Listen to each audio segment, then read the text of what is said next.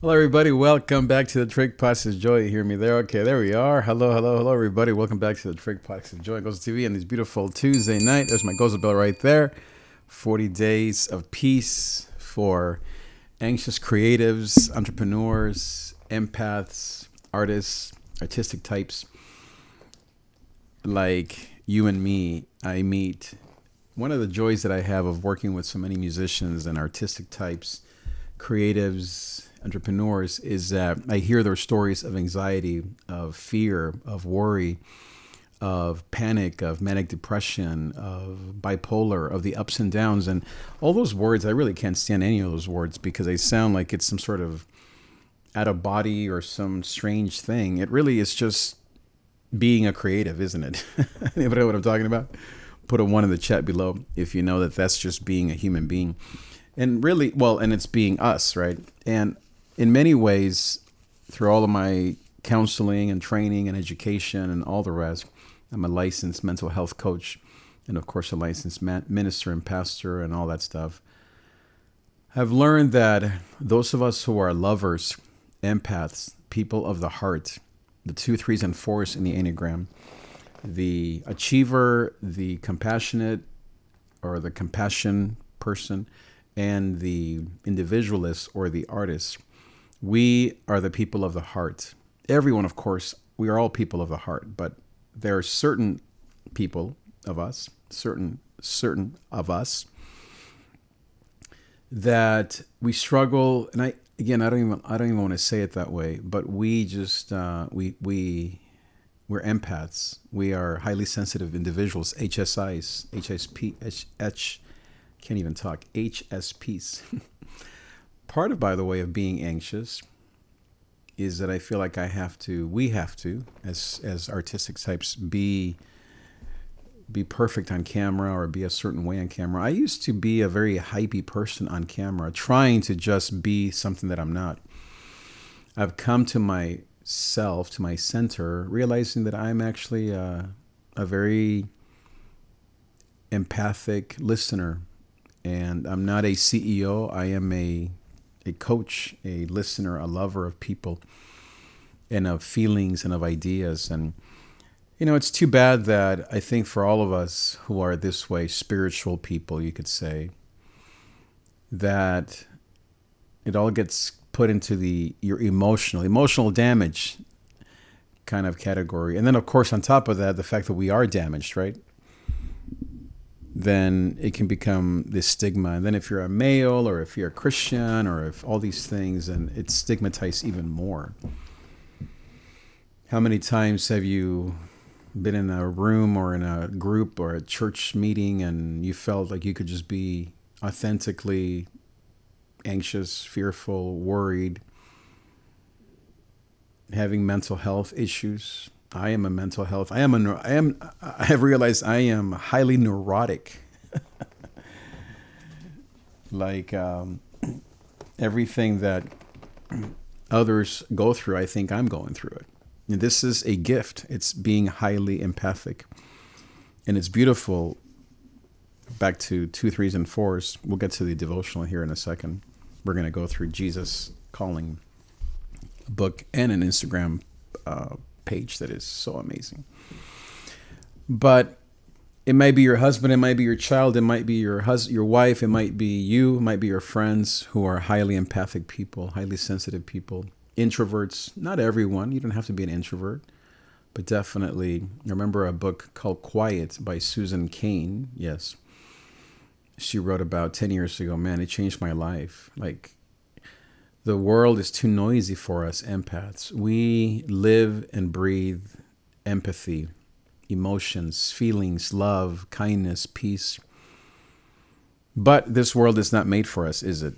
It's made for doers and thinkers and extroverts and people who are, and God bless them because that's beautiful, right? We need everybody. Now, us 3s, if you're an achiever,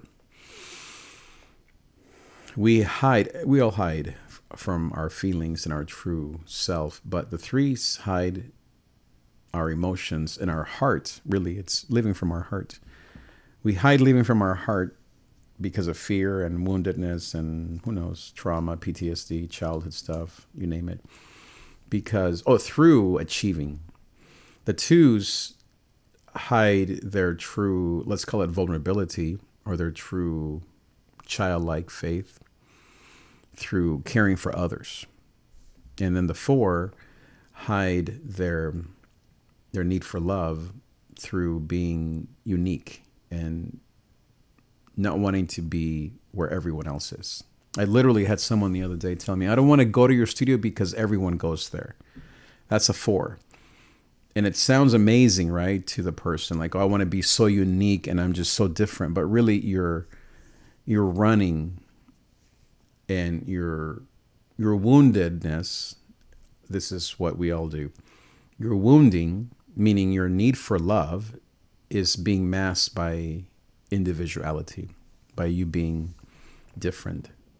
And it's true.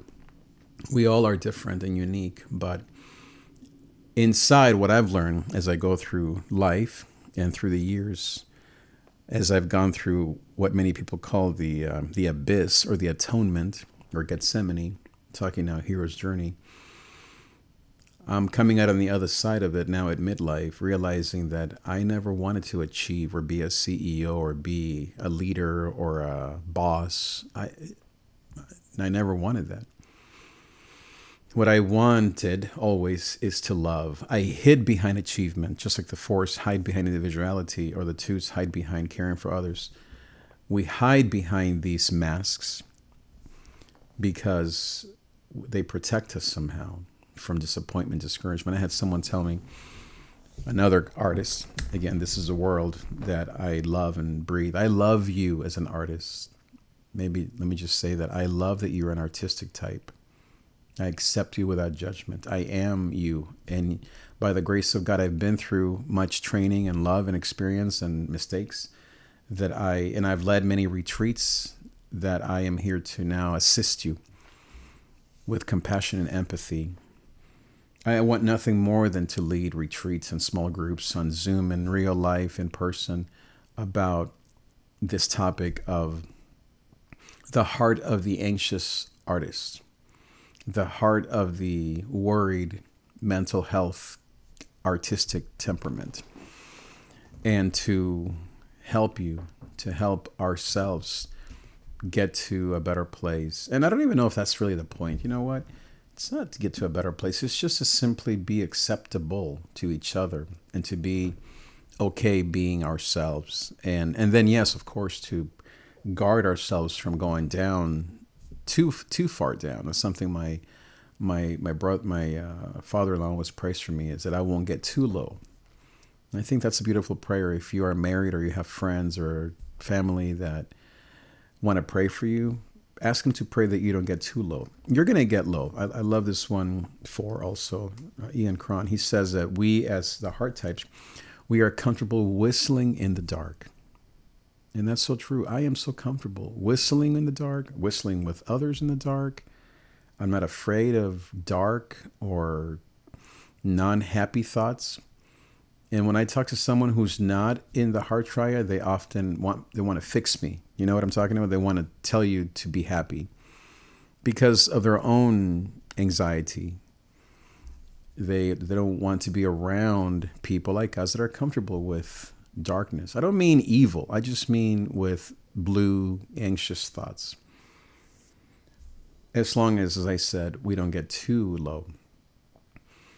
And this is biblical. This is what David said. Though I walk through the valley, he didn't fly over it. He didn't pray over it. He wasn't delivered from it, from the valley. He walked through the valley. I did a conference in 2013 called Finding Grace Through Anxiety. That's the biblical concept of Psalm 23, of Elijah, of many, Jesus himself at Gethsemane. If possible, Father, would you take this cup away from me?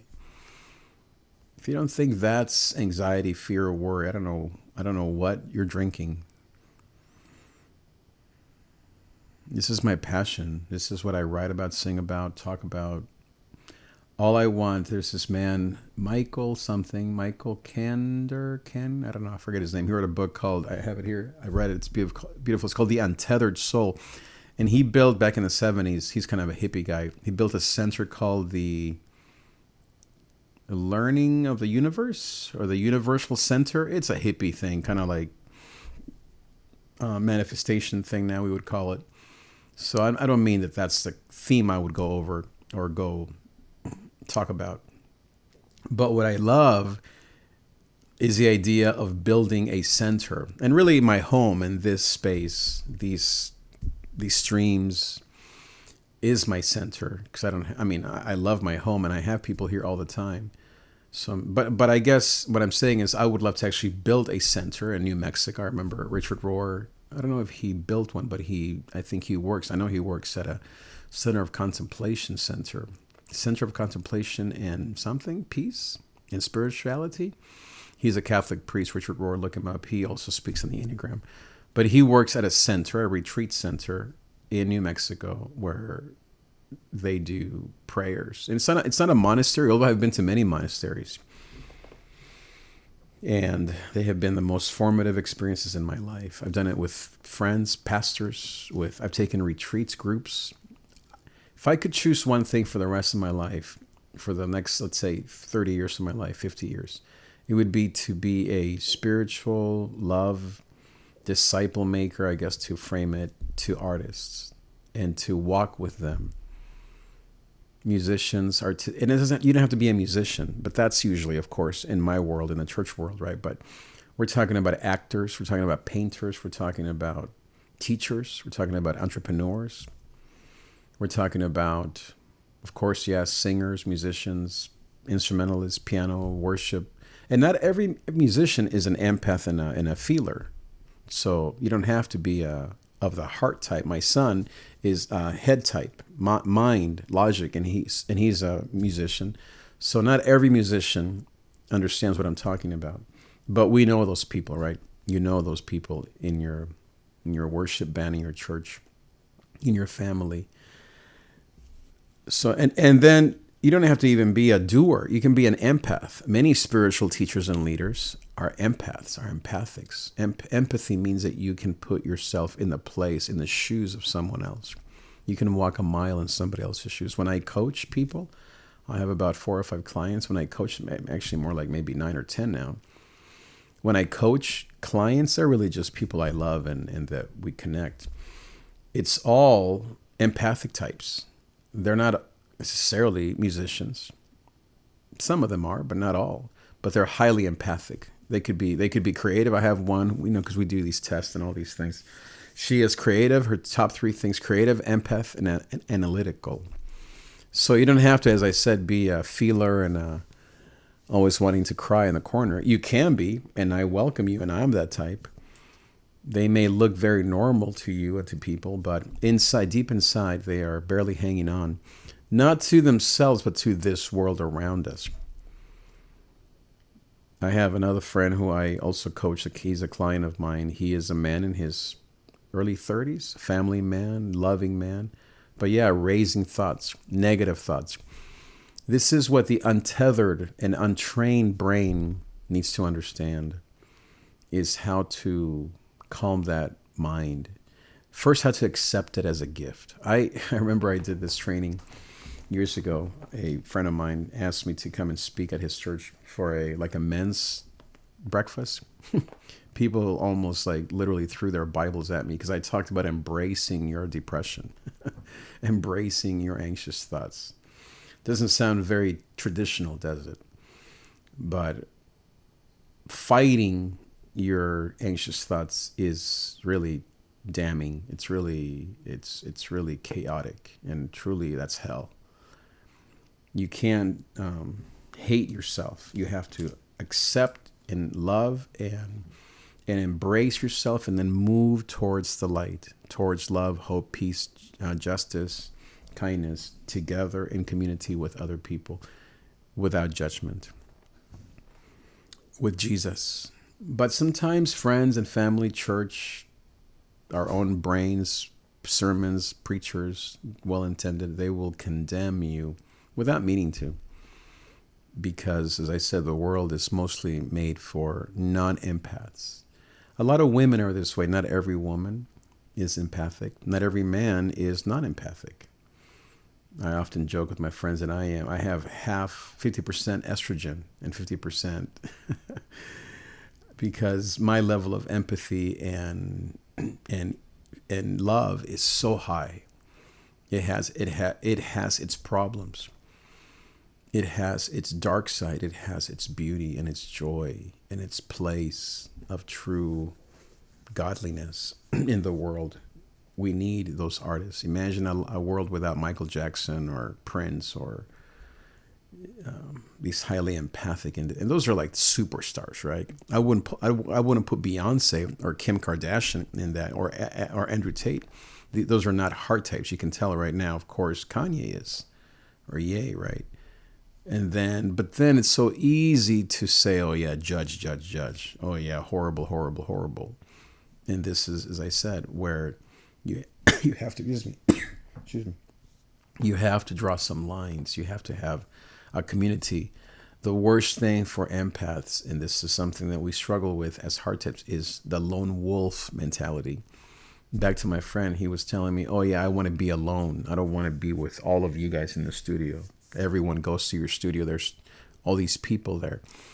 I had another, also creative, definitely an empath, saying, yeah, I want to do my own thing. I don't want to be a part of this.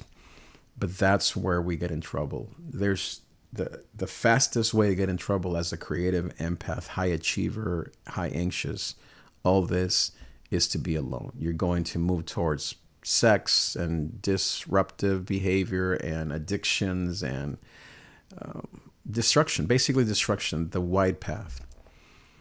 And when we're with our God, as my mom would say, when you're with my Jesus, when you're with your Jesus, when you're in the Spirit, as Paul would say, we are magnetic, charismatic. We can change the world. We're movie stars. We're the most compassionate hearts.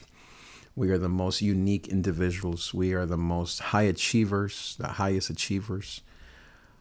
But we have to, as I said, over time, realize that that's coming out of an anxious mindset, whether you realize it or not. And that's the other thing that's really weird about people is whenever I have friends that I'll say to them, hey, here's this kind of quote on anxiety. I'm not anxious. And yet everything about them eeks of anxiety. It's just they don't like the word. They don't like to be labeled. I mean, nobody does. I'm not worried about it. I'm completely comfortable being labeled for the rest of my life as an anxious type. It doesn't matter to me because, as I said, it's about embracing who I really am. And it's about knowing that there is freedom in Christ and I don't have to be, as I said, it's not about saying, okay, this is just me, so put up with it. It's about starting from the truth and then moving towards hope and love and peace and all that I said. But, I think the problem with us empaths, or not with us, I mean, we have problems, but one of the problems that we empaths face is what I mean to say, is that we have to make money. We have to do all these things that often make us feel like we are not necessarily accepted. We're not accepted, that we have to do all this stuff to kind of make ends meet. And we have to, right? We live in this world. Wouldn't it be great, especially for us empaths, if we could simply not need money and just create? I had some friends over here this week and they're like, man, I wish I could just come over here to the studio every day. But logistics and all logistics, right? Here's the irony. When we are thinking of the logistics, then we don't create, and then there's no life. And we don't create joy and peace and love for people, and therefore we are in scarcity and in fear. But instead, when we actually do create and we aren't worried about the logistics, then we move mountains in Jesus' name. Mountains are moved when we are moving and living from our hearts. And that's the beauty of the gospel, is we're meant to live from our heart, not from our mind or our bodies. Now, again, not everyone. My wife is a doer, and so she doesn't need this talk or this community called whatever we call this community called love, I guess. She needs love, but that's why she married me, because she's a doer. My son, as I said, he's a thinking type. We all are thinking types. Artists are very analytical. As I said, this person who I coach, she's creative, empathic, and analytical. Often, many times, we as creatives are I literally have a double degree in computer science and engineering. I am literally a brainy, genius, analytical type when it comes to technology. And it helps me when I'm cutting and pasting and producing and mastering and mixing and all this stuff that requires a ton of detail and attention. I'm not just kind of like a singer, musician, feeler. I actually have this, and many of us are this way. We have this left-right brain, almost like perfect balance. I would say that many of us, we have a perfect balance between creativity and analytical skills. We just don't like to use those analytical skills very often. And we are, I would say, doing repressed. We don't tend to, yes, we're doers, man. But when push comes to shove, we'd rather feel, we'd rather think than go and do 20 push-ups, right? Like Andrew Tate would say. And so these are some of the things that we deal with that are very important and that are very real. And I don't know, this is just my life goal. I have not been very effective at building a community around these topics. I don't have people who listen to me online. I don't have followers or 5 or 1 even person that listens in to my talks. But when I'm in a room with people, I find these topics to be very effective. And it's a felt thing, often more than a described thing. But you have to describe it. You have to write about it. You have to talk about it. But not in, as I said, in a preacher kind of way, like bam, and just motivational. I love motivational speakers. I love them. I need them all the time. I love body types who kick my butt. I love analytical types who make me think clearly and logically.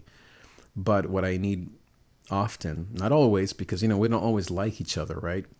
When we see other heart types, we're like, I got too much heart just for me, right? I got too much empathy and the amoeba kind of syndrome, as I call it, that we're absorbing. And so when you have someone who is giving off a ton of emotion, then you kind of, on the other hand, like I have this friend, and she comes over sometimes. She's a friend of the family, and I've counseled her. She's also one of my clients. And when she and I sit down to talk, it's like we could talk for hours because there's that empathy. And just once a week, we, as a client, not all the time because it's too much, like, okay, I don't want to be around this. Neither does the other people want to be around my emotion. And so we tone it down, right? We turn it off. Other people drink or work or they cry in bed alone, or they listen to lo-fi music like I do. That's why I write so much lo-fi and so many, like my wife says, so many sad songs. That's how I stay alive, right? That's how many of us artistic types. Now, anger is something that a lot of artistic types use as a tool. And again, they can mask it or whatever, or not really talk about it, but they're very masculine. Men or women. Now, I don't mean that men shouldn't be masculine, but they are overtly aggressive, violent in their presentation, in their music, in their, maybe even their body language, their features. One of the things that I struggle with is my words being cutting and hurtful and painful. And that's when I know I'm in my brain. I'm not doing much, but I am using my logic to hurt people with my words. And that's the ugly side of me. That's the worst of me. That's the least of me. When I'm at my best is when I am encouraging. I am a natural born Barnabas, an encourager. Because what I need, guess what I need? Encouragement. And so out of my own depth of endless need and the never-ending emptiness of my heart, no matter how much God and Bible and church and wife and kids I have, it is what it is, as they say. I then tend to encourage others. But I can't say that it's because I want that in return. No, it really is a gift that God's given many of us that are empathic types. We naturally love. Anger, even though that's right there, especially, again, I was going to say especially for men, but it's not just for men. It's for anyone who just either saw violence at home or saw violence on TV, or just naturally a violent person, male or female, and maybe who's experienced violence towards themselves, and then who's been violent themselves, whether it's fighting or shooting or killing or stabbing or in both and fighting, whatever, right? I think that's something that I see some people use as a way to cope is violence. Or another thing that people can use, which is related to violence, is perfectionism. Obedience is kind of this repressed anger that it's almost like militant obedience, like, yes, sir. But really, if you're a heart type, again, we're talking about heart types, and you're in this yes, sir, people pleasing, then truly you're building up anger and hate. And that's why kids at 14 go and shoot schools and do all these horrible things, because that anger can be bottled up for only for so long before it completely goes off the rails. So to curb that and to mitigate that, what we as people of God do first and foremost is to be honest. And that's who I am. I am honest about my anger and my over feeling, my wanting to consume. Now, in the heart types, there are 3 subtypes. There are those that are social, meaning you are best with groups, with 5, 10, 15, with social situations. That's where your heart comes out the most or the easiest. There are some that are the counter type that are they're called the self-preservation. Yes, self-preservation 3s or heart types. And they, even though they're very heart-oriented, they tend to think more about themselves first. Narcissistic.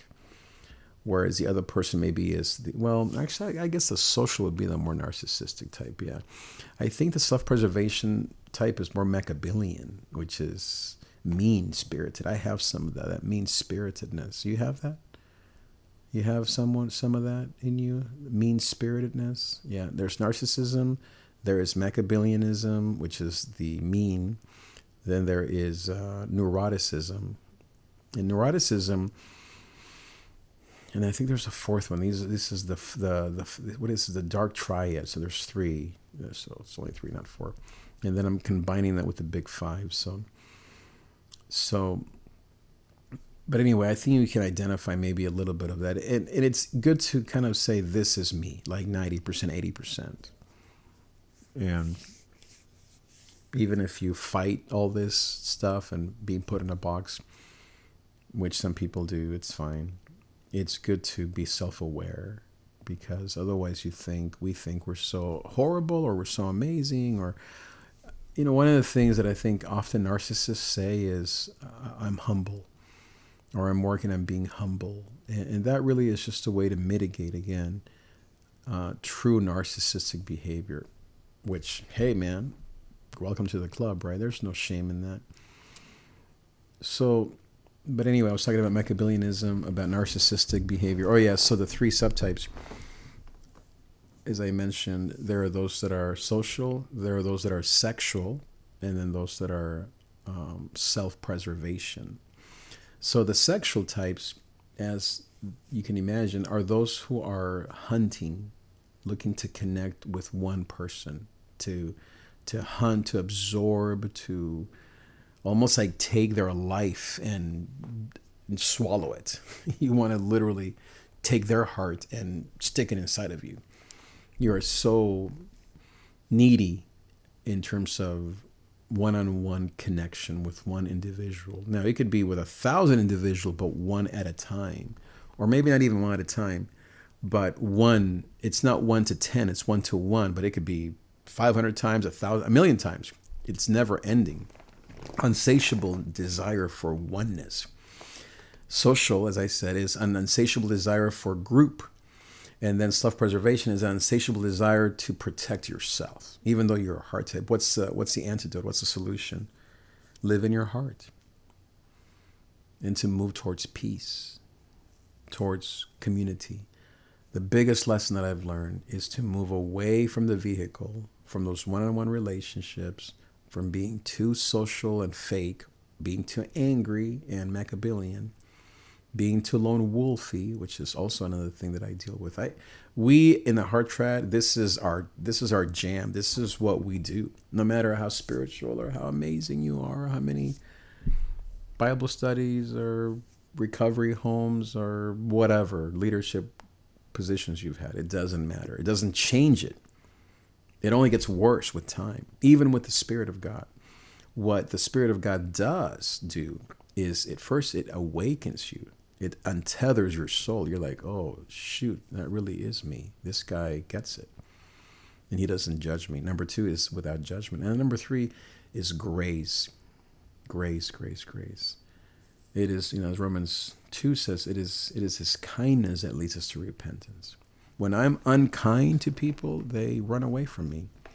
I have destroyed worship bands. I've destroyed churches. I haven't destroyed my marriage or my home by the grace of God because I truly love them and I'm desperate. I'm nothing without them, without my wife and children.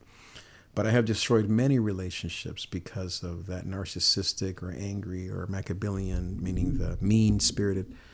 What the grace of God has done is to make me aware, to find grace through it, meaning to go through it without judgment, and then to, find grace.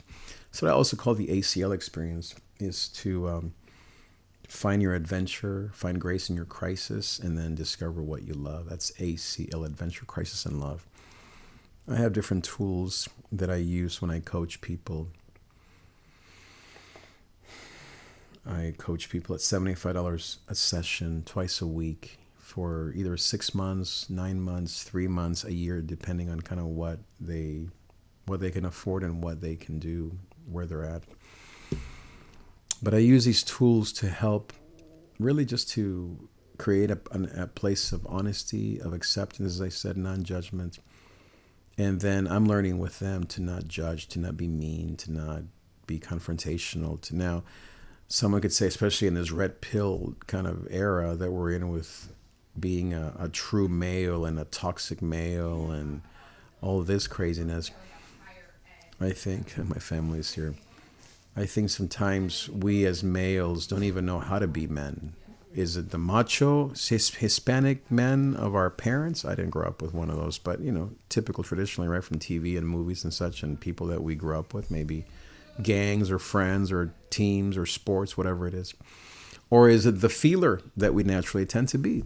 Have you ever felt like you were the feeler in a house full of thugs? That you were the creative in a house full of analytical types? That you were the creative empath in a house filled with macho men? Or with domineering women, or with mean bosses, or with cut and dry mean churches. I was just interviewing with a church the other day that they wanted a senior pastor, and they called me twice, so I talked to them. And their interview was on Zoom. It was so violent. We didn't talk once. It was like a 45-minute interview. We didn't talk once about prayer, worship, or Bible studies. I mean, just even saying that out loud is just so shocking to me still to this day. We spent almost an hour. They're looking for their next senior pastor. And I am here saying, okay, how can I serve you? And all we talked about were violent, political, left, right, yes, no. What's your stance? Are you in? Are you out? Are you for us or against us? The whole hour.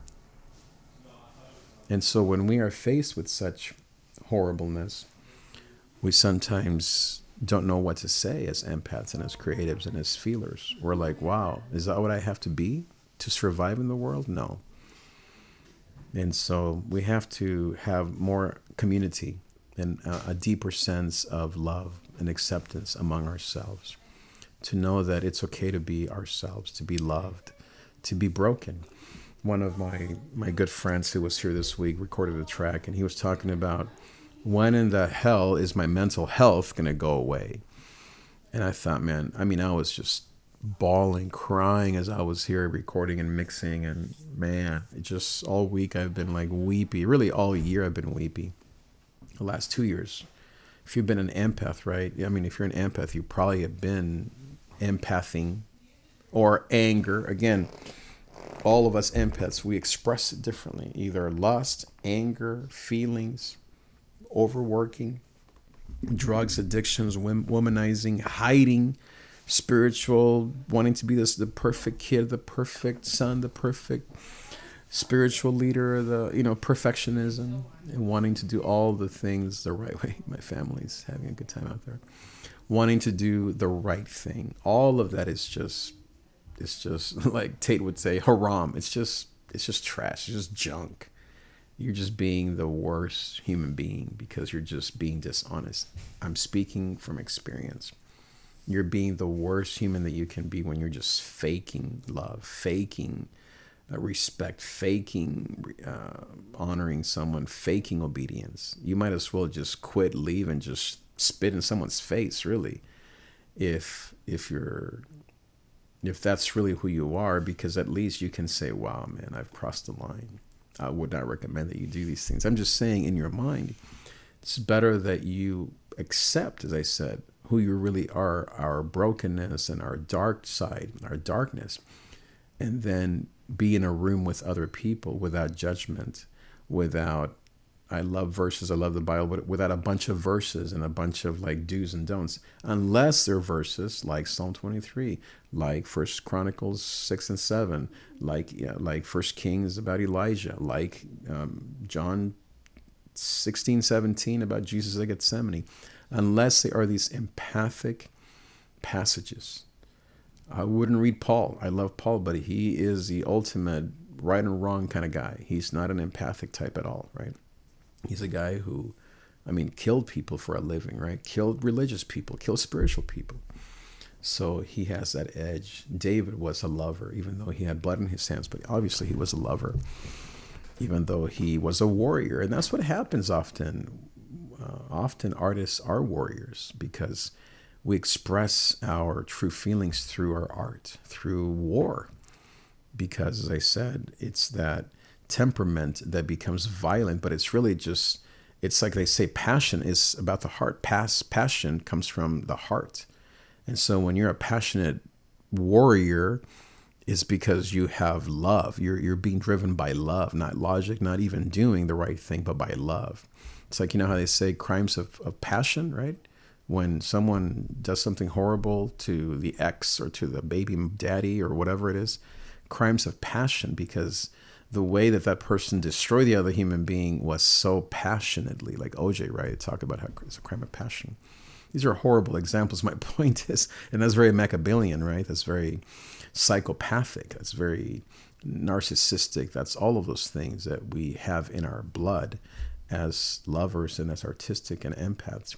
We have to mitigate that. We have to ask the Holy Spirit. But by being in community with each other, not running away from each other, not saying, oh, I'm better than you, or you're not as good. And these are the things that I struggle with. Oh, you're not as good as me. You're not as a high achiever as me. So I'm gonna recede. I'm gonna go hide in the corner and reject you. What I've learned through pain and the abyss, Joseph Campbell calls it the abyss, the Gethsemane. What I've learned through pain and failure and non-acceptance and rejection, and you name it, is love. It's to go back to people. People. Loving people. To actually spend time with people. That really is what saves the empath. That's what saves the manic depressive. That's what saves the bipolar person. That's what saves the person who deals with fear and anxiety. That's what helps the highly sensitive person. That's what helps the unique individual who rejects community. That's what helps the angry person who acts out of, as I said, crimes of passion. What helps is community. There's nothing more powerful than empathic, honest community. I remember when I was pastoring a church in Santa Ana, we had a young man who was dealing with cocaine addiction, and no one in the church wanted to accept it. Everyone's like, oh, no, not him. No, he's fine. Oh, no, that's for those other people. But this was something that was happening to one of their own kids. He was maybe, I think, 16, 17. So in secret at night, like Nicodemus, because no one wanted to talk about this. I was a pastor, and yet no one wanted to help me help him. Everyone's like, no, don't talk about that, pastor. I'm like, but this young man is dying of an addiction, and he's reaching out to us. Anyway, long story short, I took him to another church that had a support group every Wednesday night, I think it was. And at the first couple of nights, he cried like a baby. Then his friends got to him. The other church, the church that I was pastoring, got to him. He left. It's been 10 years. It's gotten worse. Things have gone from bad to worse with his addiction. He's been in and out of troubles with the law. And what's my point? I took him to a church that had a support group. But his Christian friends from my church, of all things, got to him and said, you don't need that. You don't need that. You don't need support. You don't need to be in some group. This is a church, biblically centered biblical group. Celebrate Recovery. Maybe you've heard of it. Amazing. Where people were saying, yeah, me too. I've been there too. How can I help you? How can I be your sponsor? Better than AA because it's Jesus based. And it's not just doing either. It's not just doing the right thing. It's more therapeutic, spiritual, very spiritual, but also process oriented. Not that you have to process things forever. I think that can be overdone. I think I overdid, not that I meant to, but counseling and therapy, yeah. I mean, I was in therapy for 10 years, spent at least $50,000 I paid out of my own pocket for 10 years. I didn't go to like the government type. I mean, we have to do what we got to do. I paid $150 per session because I was a pastor and whatever. I had the means and all that stuff. I went to the best therapist. I love my therapist. He's my good friend. Shout out to my beautiful friend. I love him. He's one of my best friends. But yeah, way too much time there. Just mojando la misma, what is they say? La misma cosa, just going over the same thing over and over again. Just go to church. I don't think that's it either. You have to, I mean, why do I say that? Because I have over 30 years of ministry, have all these church leaders, worship leaders who are sleeping around, and leaders who are angry and doing drugs and porn and sleeping around and anger issues and dividing the church. These leaders, they come to my office and say to me, can you help me with my homosexual tendencies, my anger issues, my pornography issues, my sleeping around? And women would say, my husband or I am sleeping around, or I hear the stories now in my studio, back then in my church office, pastor's office. And so you can't tell me that it's just enough to go to church and be involved in a discipleship group actually, I think discipleship groups are amazing. And I think that is what we all should do. But you can't just simply be involved. You have to have a deeper sense of awareness, and you have to have people that can coach you through it. Every one of us can be a coach. But we have to be highly empathic and highly skilled and highly attuned and highly non-judgmental so that we can actually get there. Well, that's what I had to say today. I really wish I could just do this for the rest of my life every day, and then worship and preach and teach and lead and all that stuff. This is my heart's desire. This is my one desire, is to do this, especially, as I said, with empaths, creatives, entrepreneurial types, and to lead us together towards peace and love once again, in Jesus' name. Okay, thanks so much, guys. I'll see you next time. Adios.